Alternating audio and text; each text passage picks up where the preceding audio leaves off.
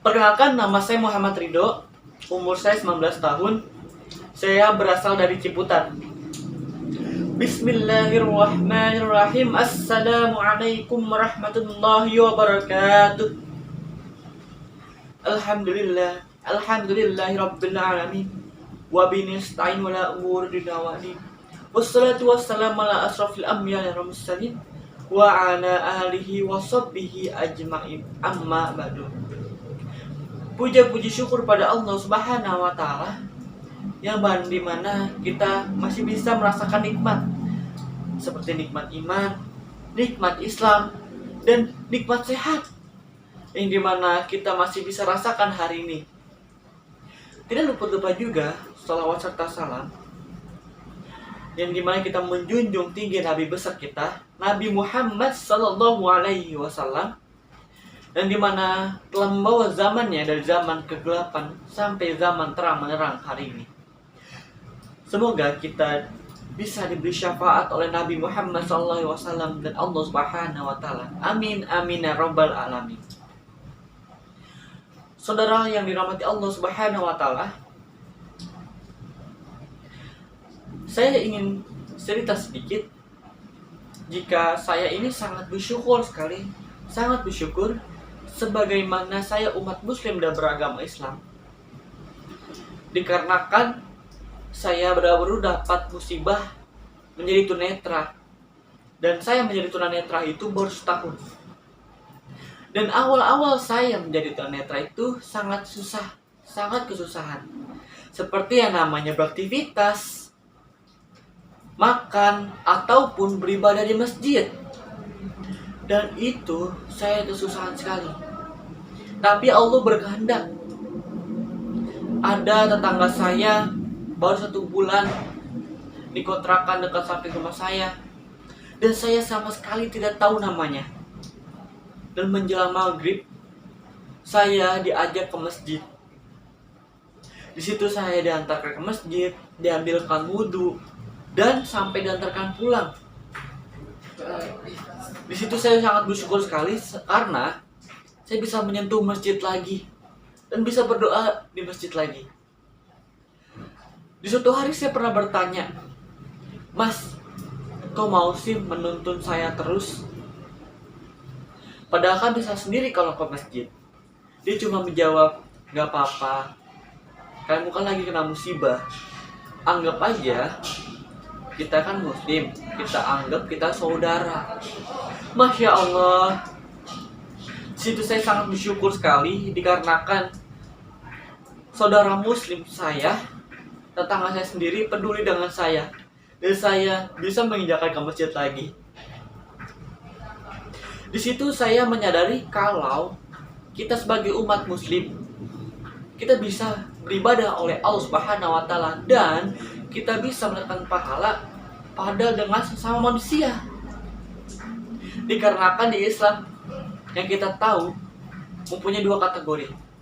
Hablu minallah, hubungan Allah Subhanahu wa Ta'ala dan manusia, dan hablu minan nas, hubungan manusia dan sesama manusia.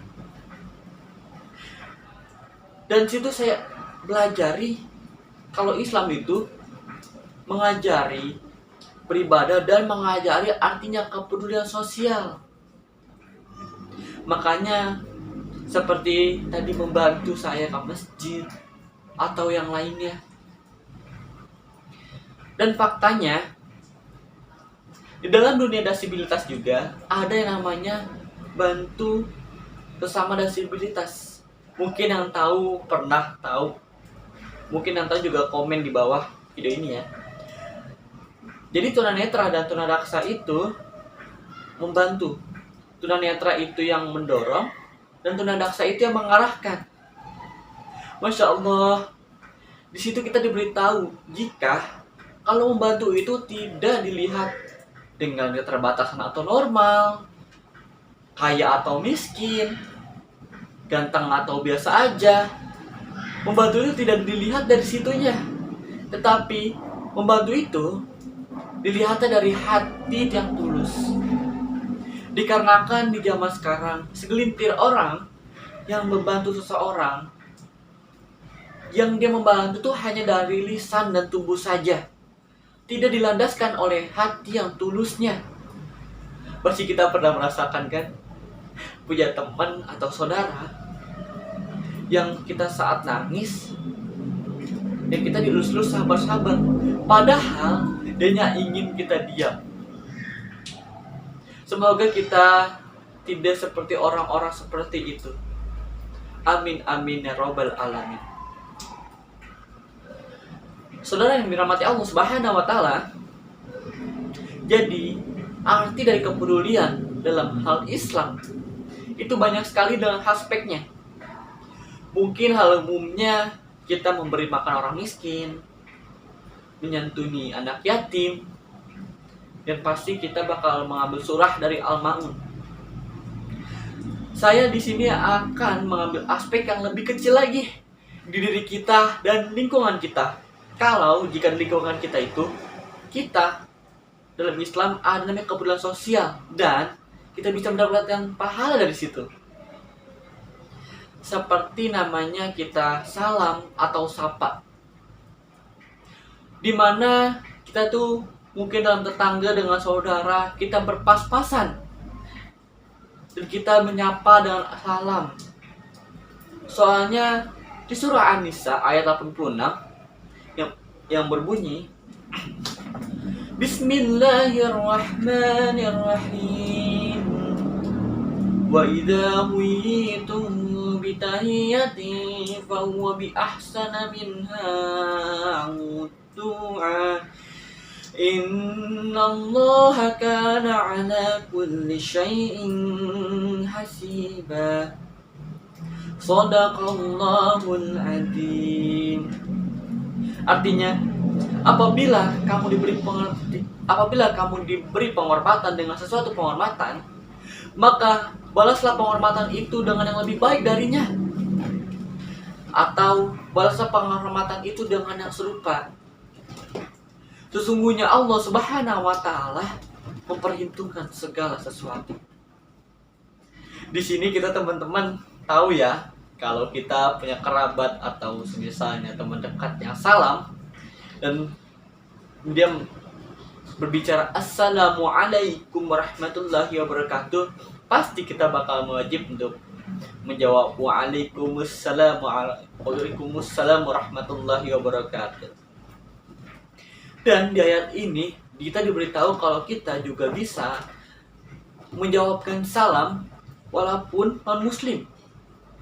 Seperti kalau misalnya ada kerabat atau teman main ke rumah dan dia menyapa dengan salam agama mereka, kita bisa menjawab dengan hanya waalaikum. Dari situ kita bisa menjawab walaupun kita berbeda-beda agama. Masya Allah. Di situ kita diberitahu kalau kita bisa saling peduli sesama manusia walaupun non muslim, dan walaupun di lingkungan kita yang kecil, di lingkungan kita bisa masuk dalam hal aspek peduli sesama manusia. Semoga ceramah saya ini bisa membantu atau mendapatkan pesan-pesan dalam kalian yang ingin kalian ambil.